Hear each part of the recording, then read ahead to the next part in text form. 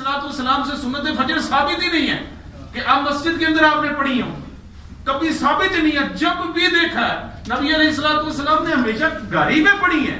मैंने किताबों के अंदर पढ़ा, इसके फज़ाइल इस कदर पढ़े कि जो बंदा घर के अंदर सुन्नत फजर पढ़ के आता है, सुन्नत फजर बंदा घर में पढ़ता है, फर्ज जाके बंदा मस्जिद में पढ़ता है, तो लिखा है कि उम्मीद है कि अल्लाह तबारक व तआला उसका खात्मा बिल खैर फरमाएगा। सुभान अल्लाह। सुन्नत मुस्तफ़ी ये है कि ये काम करना है।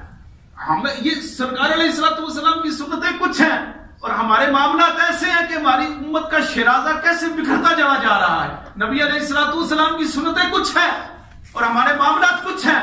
तो नबी मोहतरम अलैहिस्सलाम ने क्या हमें तलकीन नहीं फरमाई, जमात का हमें एहतमाम करने की तरफ हमें इशारा नहीं किया। नबी पाक साहिबुल उलाद सियाह अफलाक सल्लल्लाहु तआला अलैहि वसल्लम इरशाद फरमाते हैं, सित्ता में अहादीस मौजूद है। आप फरमाते हैं कि अगर घरों के अंदर मुझे औरतों और बच्चों का ना होता तो मैं चाहता हूं कि अपनी जगह इमामत के लिए किसी बंदे को मुकर्रर करूं और उन घरों को जाके आग लगा दूं जो घर में नमाज पढ़ लेते हैं, जो मस्जिद में नमाज के लिए नहीं आते। ये नबी अलैहिस्सलाम के तरीके को छोड़े जा रहे हैं। अब्दुल्लाह बिन मसूद रज़ी अल्लाह ताला अन्हु इरशाद फरमा रहे हैं कि तुम नबी की सुन्नत को तर्क करोगे तो गुमराह हो जाओगे। ये तरीका है कि जो सरकार अलैहिस्सलाम ने तालीमात दी है कि घर में पढ़ो, इसकी बरकतें हैं, लेकिन हमारी बदअमली ऐसी है कि हमारी बदअमली की वजह से सारी की सारी तरतीब शरीयत की बदली जा रही है। अब सामने में दिखाना पड़ता है, ऐ लोगो, ऐ मोहल्ले वालों, ऐ माशरे वालों, मैं सुन्नतें पढ़ता हूं, मैं नवाफिल पढ़ता हूं, खुदा के लिए ये मेरे लिए हुस्ने ज़न कायम कर लो, खुदा के लिए कर लो। हाथ जोड़ जोड़ के आपको अपनी नेकी दिखानी पड़ती है।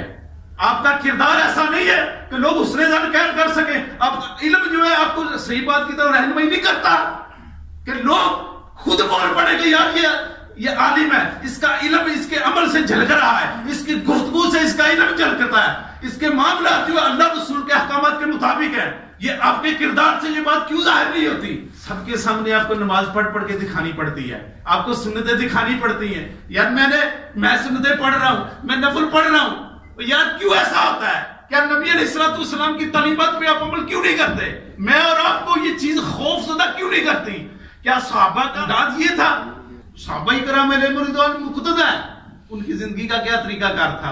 क्या वो जमात से नमाज नहीं पढ़ते थे? उस वक्त अज़ानें नहीं होती थी। इमाम गज़ाली अलैहिर्रहमा कीमिया सादत के अंदर इरशाद फरमाते हैं, कीमिया सादत के अंदर आपने इरशाद फरमाया कि लोहार है, जो लोहार का काम करता है और थोड़ा उठाया हुआ है उसने, वो मारने लगा, टकराने लगा लोहे के ऊपर, आवाज उसके कान में आ जाती है, अल्लाह अकबर, अल्लाह अकबर। वो अपना थोड़ा नीचे रख देता है। इमाम गज़ाली अलैहिर्रहमा ने दूसरी जगह लिखा कि जो मोची का काम करता है वो चमड़े के अंदर अपना औजार उसने डाला है ताकि उसको सिए दुरान अल्लाह अकबर की आवाज आ जाती है। वो चमड़े से अपना औजार बाहर नहीं निकालता। क्यों नहीं निकालता?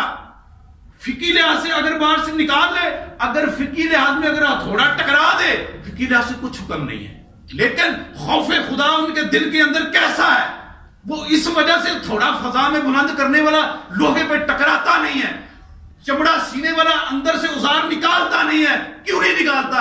कि इसलिए नहीं निकालता कि कहीं माशर में उसे पूछना नहीं जाए कि अल्लाह अकबर की आवाज आई, हय्यल सलाह की तरफ बुलाया गया, हय्यल फलाह की तरफ बुलाया गया, तो तुम्हें ख्याल ना आया। इस खौफ ने उनको लोहे के ऊपर थोड़ा टकराने से मना कर दिया। इस खौफ ने उसे चमड़े के अंदर से औजार बाहर निकालने से मना कर दिया। ये खौफ है।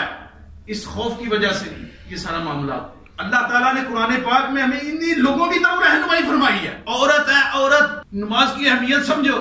औरत के ऊपर इस दुनिया के अंदर सबसे मुश्किल वक्त उस वक्त आता है कि जब औरत बच्चे की विलादत करती है। सरकार आला रज़ी अल्लाह ताला अन्हु ने फतावा रज़विया शरीफ में एक जगह फरमाया कि इस कदर औरत को तकलीफ के मराहिल से गुजरना पड़ता है, इस कदर तकलीफ के मराहिल से गुजरना पड़ता है कि अगर किसी आदमी को चिड़िया का बच्चा भी जनना पड़े ना, तो यानी कि वो उसे पता चल जाए, यानी कि विलादत करने में किस कदर तकलीफ होती है।